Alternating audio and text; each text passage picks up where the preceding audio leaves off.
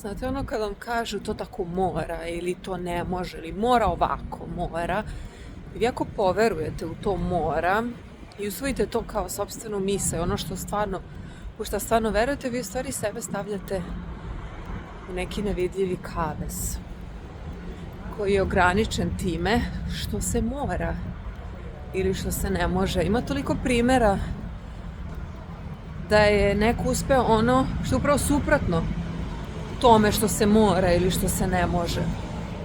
Sada sam slušala jednu fitness učiteljicu koja kaže da je ona ima savršeno telo bez da diže tegove, ima preko 40 godina, danas vam svi kažu morate dizati tegove. Ja sam našla posao u investicionom bankarstvu u Londonu, bez da sam završila prestižne škole u Londonu, a svi su rekli moraš završiti te škole, ne morate, nemojte sebe stavljati u kavez moranja.